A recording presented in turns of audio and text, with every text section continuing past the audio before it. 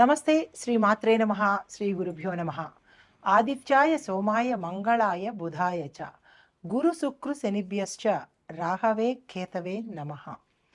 మనకి ఖగోళ శాస్త్రంలో దృక్పంచాంగం ప్రకారము జ్యోతిష ప్రకారము 9 గ్రహాలు మనకి 12 రాసులు ఇలా విభజించబడి ఉన్నాయి. అయితే ఒక్కొక్క గ్రహానికి ఒక్కొక్క ప్రత్యేకత, ఒక్కొక్క విశిష్టత, వాళ్ళిచ్చే ఫలాలు, పరిహారాలు ఎలా ఉంటాయి అనేది ఒక అంశమైతే, ఒక్కొక్క గ్రహానికి శని గ్రహానికి, రాహుకేతువులకి, కుజుడికి, రవికి, చంద్రుడికి ఇలా వారి వారి యొక్క ప్రత్యేకతలు వారివి అయినప్పుడు వారు ఈ రాసుల మీదకి పరిగణలోకి తిరుగుతున్నప్పుడు ఉదాహరణకి కుజుడు ఇప్పుడు మిథున రాశిలోకి వస్తున్నాడు అంటే ఆయన యొక్క ఫలితాలు ఒక్కొక్క రాశిలో ఎలా ఉంటాయి, ఇది కామన్. ప్రతిసారి మనకి ఖగోళంలో ఈ మార్పు చేర్పులు జరుగుతూ ఉంటాయి, తిరుగుతూ ఉంటారు. అప్పుడు తిరుగుతున్నప్పుడు మనకి ప్రత్యేకంగా ఒకరోజు ఒకలాగా, ఒక వారమంతా ఒకలాగా, ఒక నెలంతా ఒకలాగా, ఇలాగా వారి యొక్క పరిభ్రమణను బట్టి, వారి యొక్క గమనాన్ని బట్టి మనకి స్థితిగతులు మారిపోతూ ఉంటాయి, ఆరోగ్యాలు మారిపోతూ ఉంటాయి. లేదా మన యొక్క ఫలితాలు ఒకరోజు ఒకలాగా, ఒకరోజు ఇంకొకలాగా, ఆకస్మికంగా ధనం రావడము, ఆకస్మికంగా ధనం పోవడము, ఇలాంటి చిన్న చిన్న అంటే దుష్ప్రభావాలు, మంచి ఫలితాలు కూడా ఇస్తూ ఉంటారు. అందులో భాగంగా ఇప్పుడు ప్రస్తుత అంశము కుజుడు మిథున రాశిలోకి ప్రవేశించేటప్పుడు ఎలాంటి ఫలితాలు ఇస్తున్నాడు, అది మేషాది ద్వాదశ రాశుల వారికి ఎలా ఉండబోతోంది అనే దాన్ని చెప్పుకునే దానికి ముందు కుజుడు అనేది ప్రత్యేకమైన గ్రహం అన్నమాట. అంటే జ్యోతిష శాస్త్ర ప్రకారము కుజుడిని అంగారకుడు అంటారు. అంటే ఆయన ఎర్రని రంగు కలిగిన వాడనమాట. అయితే ఈ గ్రహాలన్నిటిలోకి ఈ కుజగ్రహానికి కొంచెం భయపడతారు. ఎక్కడ భయపడతారు అంటే ఆరోగ్యరీత్యా కొంతమందికి ప్రభావాన్ని చూపిస్తాడు, వివాహానికి సంబంధించి విపరీతమైన ప్రభావాన్ని చూపిస్తాడు. అంటే ఈ కుజగ్రహానికి అధిపతిగాను మనం సుబ్రహ్మణ్యేశ్వర స్వామిని ఎక్కువగా పూజిస్తూ ఉంటామన్నమాట. అంటే సర్పరూపంలో ఉన్న సుబ్రహ్మణ్యేశ్వర స్వామి అధిదేవత, అంటే కుమారస్వామి అధిదేవతలుగా మనం పూజన చేస్తాము. అయితే ఈ కుజగ్రహానికి ఎందుకు మనం ఇంత భయపడతాము అంటే కనుక గ్రహాలకు అధిపతిగా ఈయన్ని మనం కొలుస్తాము. కుజగ్రహము గ్రహాలన్నిటికీ కూడా అధిపతి అన్నమాట. అయితే ఈ గ్రహము రక్తము, బలము, భూమి మీద ఎక్కువగా ప్రభావం చూపిస్తుంది. అంటే ఒక మనిషి శరీరంలో రక్తం మీద, అంటే రక్తం తక్కువగా ఉండడము, రక్తానికి సంబంధించిన దోషాలు రావటము, ఇలాంటి వాటి మీద చూపిస్తుంటాడు. మరొక దేని మీద చూపిస్తాడు మనిషి మీద? బలం యొక్క, అంటే బలం అంటే శక్తి మీద అనమాట. కొంతమంది ఒక్కొక్కసారి అంటుంటారు మాకు శక్తి లేదండి, బలం లేదండి అంటారు. అంటే వారికి కుజుడు బలహీనంగా ఉన్నాడు అని అర్థం అనమాట. అంటే బలం లేకపోవడము, రక్తహీనత రావడము, అది వైద్య పరిభాషగా మనం ఏమనుకుంటాము, రక్తహీనత, ఐరన్ లోపము అనుకుంటాము. ఆధ్యాత్మిక పరంగా చూసుకున్నట్టయితే కుజుడు కనుక ఎక్కువ ప్రభావం చూపిస్తే, కుజుడు దుష్ప్రభావాన్ని చూపిస్తే కనుక ఇటువంటి రుగ్మతలు రావడము, బలహీనంగా ఉండడము. అయితే ఇది మనిషి ప్రకారంగా. మరి భూమి మీద ఎలా చూపిస్తాడు అంటే కనుక భూమి బేట్లు వారిపోవడము, పంటలు సరిగా పండకపోవడము, వాతావరణంలో విపరీతాలు సృష్టించబడ్డము, ఇలాంటి వాటి యొక్క ప్రభావం కలిగింది అంటే అది తప్పనిసరిగా కుజుడి యొక్క పరిహారం, అంటే కుజుడి యొక్క ప్రవర్తన అని మనకి అర్థమవుతుందన్నమాట. అయితే ఈ అంగారకుడు తన దిశను మార్చుకుంటున్నప్పుడు కూడా ఇటువంటి ప్రభావాలు ప్రతి ఒక్క రాశి మీద కనిపిస్తూ ఉంటాయి. ఈ సందర్భంలో ఈ అంగారక గ్రహము, అంగారకుడు అంటే కుజుడు అన్నమాట, ఈ క్షీణించడం వల్ల, బలహీనపడడం వల్ల, ఒక్కొక్కసారి క్షీణించినప్పుడు కూడా బలహీనపడినప్పుడు విపరీత పరిణామాలు కొందరికి కలిగితే కొందరికి సామాన్యమైన ఫలితాలు కనబడుతూ ఉంటాయి. అయితే ఇలా జరిగినప్పుడు చాలామంది ఏమని అడుగుతుంటారంటే మేము ఏమేం పరిహారాలు చేసుకోవాలి, మేము ఎట్లా ఉండాలి, మేము ఏం మార్చుకోవాలి అనే సందేహాలు మన ప్రేక్షకులకు కలుగుతుంటాయి. అయితే ఇప్పుడు ఈ ఏ సమయంలోంచి మనకి ఈ కుజుడు వచ్చాడు అనేది ప్రత్యక్షంగా నేను చెప్తాను. ఈ గ్రహ మార్పు అనేది ఎవరికి అధిపతి అంటే కుజుడు మేషరాశికి వృశ్చిక రాశికి అధిపతి. ఇలా ఈ గ్రహాలన్నీ కూడా కొన్ని కొన్ని రాశులకు అధిపతి అవుతారు. ఇప్పుడు శనేశ్వరుడు ఉన్నాడు, మకర కుంభాలకు అధిపతి అన్నమాట.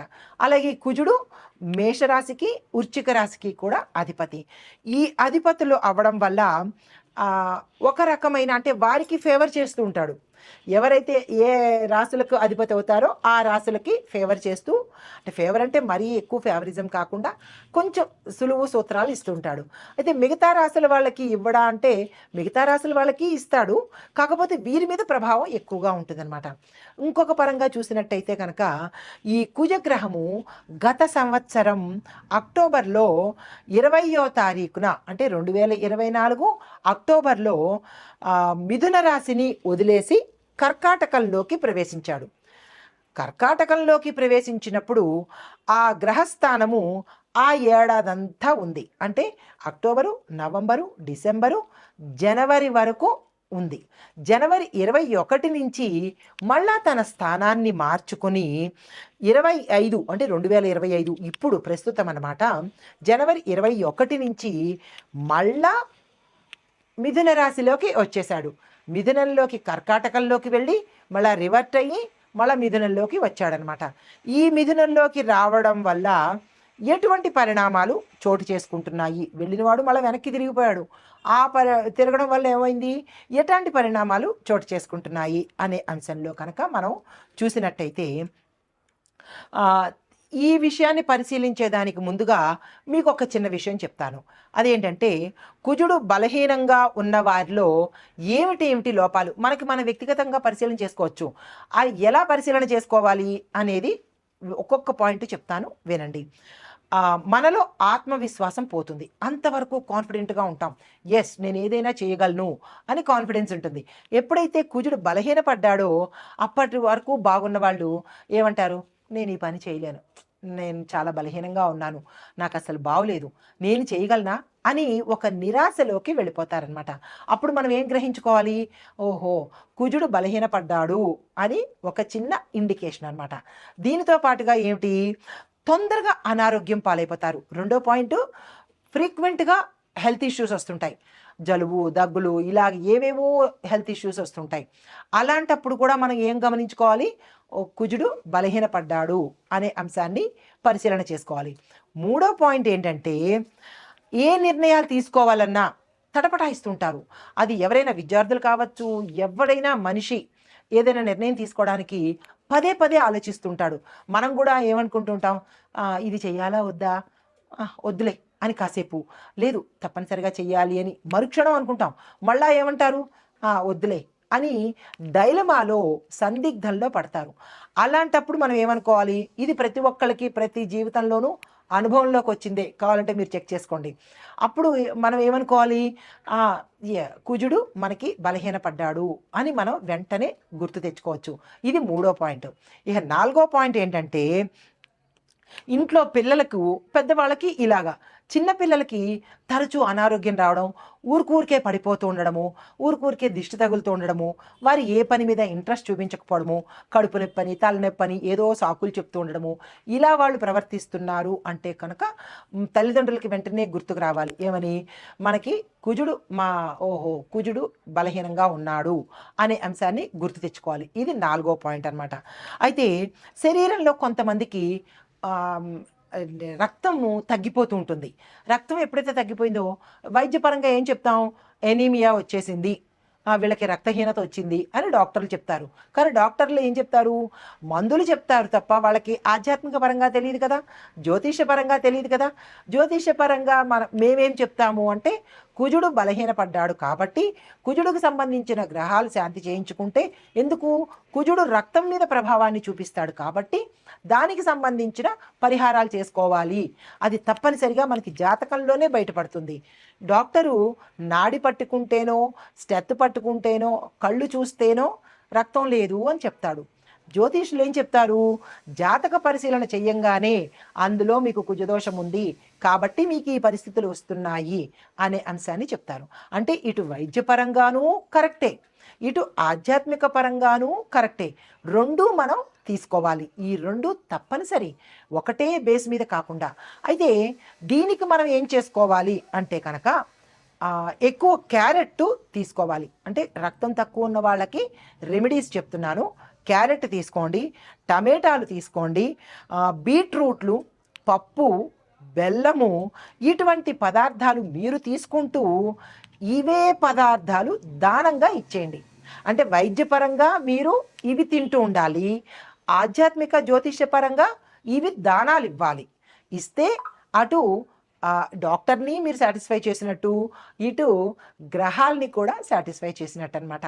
గుర్తుపెట్టుకోండి, ఇవి మీరు దానంగా ఇవ్వాలి. దీనితో పాటుగా సాధ్యమైనంత వరకు డాక్టర్లు ఏం చెప్తుంటారు, ఎక్కువగా మీరు నేల మీద పడుకోండి, దిళ్ళు పెట్టుకోకండి అని చెప్తుంటారు కదా, అది వైద్యపరంగా. అయితే ఇప్పుడు జ్యోతిషపరంగా కూడా మనం ఏం చేయాలి, కుజగ్రహం తక్కువగా ఉన్నప్పుడు, బలహీనంగా ఉన్నప్పుడు తప్పనిసరిగా మీకు ఈ సిమ్టమ్స్ కనపడుతుంటే నేల మీదే పడుకోండి. ఎందుకు అంటే కుజుడు అంటే అంగారకుడు భూమిపుత్రుడు కదా, కాబట్టి భూశయనం తప్పనిసరి అన్నమాట.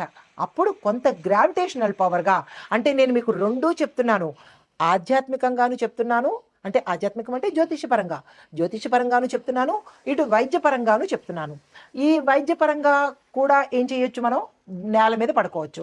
నేల మీద ఎందుకు అంటే భూమికి గ్రావిటేషన్ పవర్ ఉంటుంది కాబట్టి మనలో ఏదైనా శక్తిహీనత ఉంటే, వెంటనే నెగిటివిటీ ఉంటే అది భూమి తీసేసుకుంటుంది అనమాట. ఆ పరంగా భూమి మీద పడుకోమని చెప్తారు. ఇటు జ్యోతిషపరంగా అంగారకుడు భూమిపుత్రుడు కాబట్టి భూశయనం చేస్తే మనకి రక్త ప్రసరణ ఎక్కువగా, నరాలు యాక్టివేట్ అయ్యి రక్త ప్రసరణ వృద్ధి అవుతుంది. ఇది 2 పరంగా చెప్తున్నాను, జాగ్రత్తగా వినుకోండి. దీంతో పాటుగా ఏం చేయొచ్చు అంటే కనుక ప్రతిరోజు సూర్యుడికి నమస్కారం పెట్టాలి, తప్పదు. సూర్యుడికి నమస్కారం పెడితే కొంత పరిహారం కలుగుతుందన్నమాట. దీనితో పాటుగా మరికొంత ఏంటంటే చిన్న చిన్న పరిహారాలు చెప్తాను. ఆ పరిహారాలు జ్యోతిష్యపరంగా చెప్తాను, అది తర్వాత ఎపిసోడ్లో చెప్తాను. తప్పనిసరిగా వినండి, స్కిప్ చేయకండి.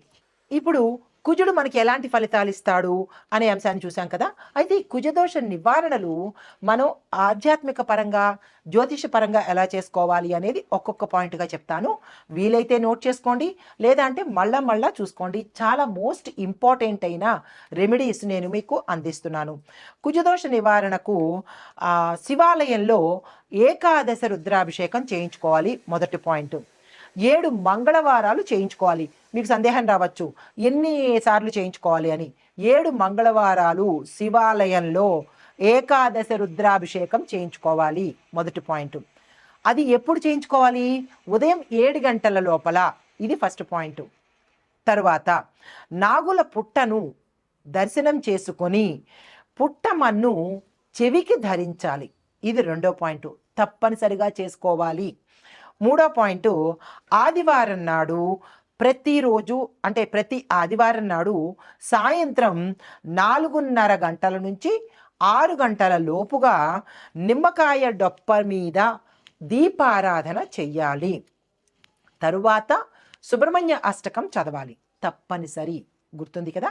తరువాత మూడో పాయింట్, కుజదోష నివారణకు 12 రోజుల పాటు 9 సార్లు 12 రోజులు అంటే ఒక్కొక్క రోజు 9 సార్లు సుబ్రహ్మణ్యేశ్వర స్వామి అష్టోత్తర శతనామావళి చదవాలి, గుర్తుంది కదా. తరువాత నెక్స్ట్ది అష్టమూలిక తైలంతో సుబ్రహ్మణ్యేశ్వర స్వామి వారికి దీపారాధన తప్పనిసరిగా చేసుకోవాలి. శని, ఆది, సోమవారాల్లో రాహుకాల సమయంలో మాత్రమే ఈ పనులు చేసుకోవాలి. తరువాత ఇది దీపాన్ని ముట్టించడానికి అంటే దీపారాధన చెయ్యడానికి ఎటువంటి ఒత్తు వాడాలి అంటే మనం రెగ్యులర్గా పెట్టుకునే తెల్ల ఒత్తులు కాదు, ఎర్రని ఒత్తులుతో పాటు ఈ అష్టమూలికా తైలంతో ప్రమిదలో ఈ ఆది, శని, సోమవారాలు, గుర్తుంది కదా, ఈ వారాల్లో ఈ పరిహారం చేసుకోవాలి. ఈ యొక్క పరిహారము శని ఆది సోమవారాల్లో అష్టమూలికా తైలంతో సుబ్రహ్మణ్యేశ్వర స్వామి వారికి మట్టి ప్రమిదలో ఎర్రని ఒత్తు వేసి దీపారాధన చేసుకోవాలి. ఎరుపు రంగు కుజుడికి ప్రతీక కాబట్టి, ఇష్టపడతాడు కాబట్టి ఆ పరిహారం తప్పనిసరిగా చేసుకోండి. తరువాత సుబ్రహ్మణ్యేశ్వర స్వామి కరావలంబ స్తోత్రము 11 రోజుల పాటు 80 సార్లు చదవాలి. ఇందులో ఎటువంటి డిస్కౌంట్లు లేవు, ఎటువంటి అమెండ్మెంట్స్ లేవు.